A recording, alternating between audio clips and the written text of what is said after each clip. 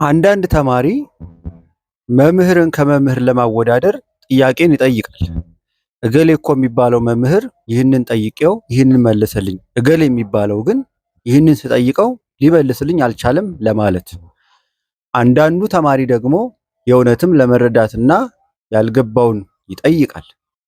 ሌላው ደግሞ ምንድነው የተረዳኸው? ያስተማርኩት አልገባህም ይለኛል መምህሩ ከሚል አንጻር ጥያቄን የሚጠይቅ ተማሪም አለ። የፈሪሳውያን ጥያቄስ? እንደምን ሰንብታችኋል? ውድ የገብርኤል ቲዩብ ተከታታይ ወንድሞቻችን፣ ዛሬ የጌታችን የኢየሱስ ክርስቶስን ሕማማተ መስቀል የምናስብበት ሁለተኛው ቀን ላይ እንገኛለን። ዕለተ ማክሰኞ። የበጎ ነገር ሁሉ ተቃራኒ የሆኑት ጸሐፍት ፈሪሳውያን ወደ ጌታችን ወደ ኢየሱስ ክርስቶስ ቀርበው ለመማር ለማወቅ ጎዶላቸውን ለመሙላት ሳይሆን ጌታችን መድኃኒታችን ኢየሱስ ክርስቶስ የሚያስተምረው ትምህርት እንከን አለበት፣ የቄሳርን ሕግ ጥሷል፣ የሙሴን ሕግ አፍርሷል ብለው ለክስ ይመቻቸው ዘንድ በተለያየ ጊዜ ጥያቄን ያቀርባሉ። የሚጠይቁት እንከን ፍለጋ እንጂ ዕውቀትን ፍለጋ ክርስቶስን ለመረዳት አልነበረም። እንግዲህ ጥያቄው በማቴዎስ ወንጌል ምዕራፍ 21 ቁጥር 23 ጀምሮ ተጽፎ እናገኘዋለን። በመቅደስም ሲያስተምር እነዚህ ጸሐፍት ፈሪሳውያን ወደ ክርስቶስ ቀርበው የሕዝቡ ሽማግሌዎችን ወደ ክርስቶስ ቀርበው በማን ስልጣን ይህን ታደርጋለህ? ይህን ስልጣን ማን ሰጠህ? ብለው ትዕቢት በተሞላበት መንገድ ክርስቶስን ጠየቁት።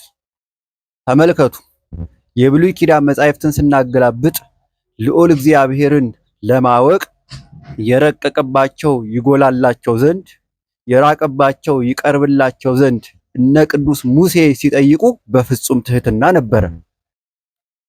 እነ ቅዱስ ዳዊት የእግዚአብሔርን ፊት ለማወቅ ፊቱን ለማየት ሲጠይቁ በፍጹም የንጽህና ጸሎት ነበረ። ሌሎችንም አባቶቻችን እነ ቅዱስ ጳውሎስን ብንመለከት ክርስቶስን ለማወቅ ፍጹም ትህትና በተሞላበት የጸሎት መንፈስ ነበረ። ሙሴን ብንጠይቀው እግዚአብሔርን ምን ብሎ ጠየቀው ካልን ሊቀ ነቢያት ቅዱስ ሙሴ በኦሪት ዘጸአት ምዕራፍ 3 ቁጥር 14 ላይ እንዲህ ብሎታል። እግዚአብሔርን ወደ ፈርዖን ሊልከው እግዚአብሔር ሲያነጋግረው ማን ልበላቸው ስሙ ማን ነው ባሉን ጊዜ ማን ልበላቸው የሚል የትህትና ጥያቄን ወደ እግዚአብሔር አቅርቧል። ያቀረበለት ጥያቄም በፍጹም ትህትናና ተገቢ ስለነበረ እግዚአብሔር ማንነቱን ገልጾ ለሙሴ ነግሮታል። በኦሪት ዘጸአት ምዕራፍ 33 ቁጥር 18 ላይም ተጽፎ እንደምናገኘው ይህ ሊቀ ነቢያት ቅዱስ ሙሴ አባታችን ስለ እግዚአብሔር ክብር ለማወቅ ክብሩን ለማየት በወደደ ጊዜ እባክህ ክብርህን አሳየኝ በሚል የትህትና መንፈስን የተመላ ጸሎትን ለእግዚአብሔር አቅርቧል። እነ ቅዱስ ዳዊት መዝሙር 26 በቅንፍ 27 ላይ ብናነበው አቤቱ ፊትህን እሻለሁ በሚል በትህትና መንፈስ በጸሎት የእግዚአብሔርን ፊት ለማየት ቀርበዋል፣ ጸልየዋል። እነ ቅዱስ ጳውሎስ ጌታ ሆይ ማነህ በሚል የክርስቶስን ማንነት ለመረዳት ጠይቀዋል። የአይሁድ ግን ፍጹም የተለየ ነው። ፍጹም የተለየ ማነህ? ራስህን ማን ታደርጋለህ? ይህንን ስልጣን ማን ሰጠህ? በሚል በትዕቢት መንፈስ ክርስቶስን ጠየቁት። ክርስቶስ ለትህትና ሰዎች ልባቸው ትሁት ለሆነ ራሱን ይገልጣል እንጂ እናውቃለን፣ እንራቀቃለን፣ ክርስቶስ እናውቀዋለን፣ እናቱ ማርያም ትባላለች፣ አባቱ ዮሴፍ ይባላል፣ የጠራቢው በሚል መንፈስ ለተሞሉ ለአይሁድ ራሱን አልገለጠም። ይህንን ጠማማ ጥያቄ ሲያቀርቡ ክርስቶስም ጥያቄውን በጥያቄ ነው የመለሰላችሁ። እንግዲያውስ አለ ክርስቶስ እኔም አንዲት ቃል እጠይቃችኋለሁ። ምዕራፍ 21 የማቴዎስ ወንጌል ማለት ነው። ቁጥር 28 ጀምሮ ቁጥር 24 ጀምሮ ስታነቡት የነገራችሁኝ እንደሆነም እኔም የጠየቃችሁኝን እመልሳለሁ አለ ክርስቶስ። እናንተስ ይህንን መልሱልኝ ብሎ የዮሐንስ ጥምቀቱ ከወዴት ናት ብሎ ጠየቃቸው። የዮሐንስ ጥምቀቱ ከወዴት ናት? ከሰማይ ወይስ ከምድር? እነሱም ገለል ብለው ከሰማይ ነው ብንለው እንኪያ ስለምን አላመናችሁም ይለናል። ከምድር ነው ብንለው ሕዝቡን ስለፈሩ በድንጋይ ይወግሩናል፣ አናውቅም አሉት። እንግዲያውም እኔም ይህንን በማል ስልጣን እንደማደርግ አልነግራችሁም አላቸው። ተወደዳችሁ ምዕመናን፣ እግዚአብሔርን በትህትና እንጂ በትዕቢት ያገኘ ማንም ቅዱስ የለም፣ ማንም ሰው የለም። ራሳቸውን ዝቅ አድርገው አመድና ትቢያ መሆን እኔ ከጌታዬ ዘንድ ልነጋገር ደፈርኩ እያሉ እነ አብርሃም፣ እነ ሙሴ፣ እነ ዳዊት፣ እነ ኤልያስ ፊታቸውን ሸፍነው በክብር የቀረቡትን አምላክ በትዕቢት ቢቀርቡ ምላሽ አላገኙም። ሃይማኖትን እንደ እግዚአብሔር መንገድ እንረዳዋለን እንጂ ሃይማኖትን በስጋዊ መንገድ እንረዳህ ብንለው እሱም አይገለጽልንም። ከአይሁድ የምንማረው ይህንን ነው።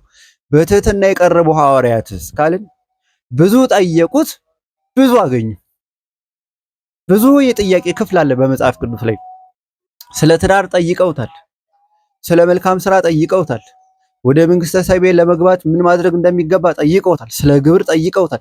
ይህን ሁሉ ጥያቄ አይሁድ ጠይቀውት አልተጠቀሙበትም። ጥያቄያቸው በጠማምነት ሐሳብ ነውና። ያ መልስ ግን ለኛ ጠቅሞናል ምዕመናን። ስለ ትዳር ጠየቁት፣ የመለሰው ምላሽ ዛሬ ስለ ትዳር እንድናውቅ አድርጎናል። ስለ ግብር፣ ስለ ዲናር፣ ስለ ቄሳር፣ ለቄሳር ግብር መክፈል ይገባል አይገባም፣ የመለሰው መልስ ለኛ ሕይወት ሆኖናል ማለት ነው። እና ሐዋርያት ይጠይቁ ነበረ። የጠየቁት ጥያቄ ለቅንነት ክርስቶስን ለማወቅ ያስተማረውን ትምህርት የመሰለውን ምሳሌ ለመረዳት እስከሆነ ድረስ ጌታችን ኢየሱስ ክርስቶስ ቁልጭ አድርጎ ያስረዳቸዋል። ምክንያቱም በጎ መምህር ነው ይላሉ ሊቃውንት። በጎ መምህር ለተማሪዎቹ ይራራል፣ ያዝናል፣ እንዲረዱ ምሳሌውን ተርጉሞ ያስተምራል። የማቴዎስ ወንጌል ምዕራፍ 13ን ብታነቡት ምሳሌ መሰለ ለደቀ መዛሙርቱ ተረጎመላቸው። እና የተወደዳችሁ ክርስቲያኖች አይሁድ በጠማምነት ክርስቶስን እንረዳሉ፣ ሳይረዱት ቀሩ። እኛ ኦርቶዶክሳውያን በጸሎት በጾም በአባቶቻችን መንገድ ስንጓዝ የረቀቀው ጎልቶ የራቀው ቀርቦ የተበተነው ተሰብስቦ አበው በተጓዙበት ሃይማኖት አበው የተረዱበትን ምስጢራት ለማወቅ እንችላለን። እንዲሁም እነ ማር ይስሐቅ ምን ብሎ ይናገራሉ? እስመ ምስጢራት ይትከሰታ ለትሑታን ወአኮ ለእቡያን። ምስጢራት ለትሑታን ይገለጣሉ፣ ለትዕቢተኞች ግን አይሆንም አይገለጥም ብለው ነግረውናልና ሃይማኖትን ስንማር መጻሕፍትን ስናገላብጥ በፍጹም ዝቅ ባለ መንፈስ እንድንመረምር ጥሪያችንን እናስተላልፋለን። የዛሬው የማክሰኞው ቀን ይህንን ይመስላል። አምላካችን ቅዱስ እግዚአብሔር ምስጢሩን፣ አንድነቱን፣ ሶስትነቱን እንድናውቅ ይረዳን ዘንድ ትሑት ልቦና ለሁላችንም ያድለን። መልካም የስግደት ሳምንት እንዲሆንላችሁ እመኛለሁ። በነገው ዕለትም በዕለተ ረቡዕ ምን ቤተክርስቲያን እንደምታስተምር አጠር ያለ ቪዲዮ ይዤ እንደምቀርብ ከወዲሁ ላሳውቅ እወዳለሁ። ስብሐት ለእግዚአብሔር።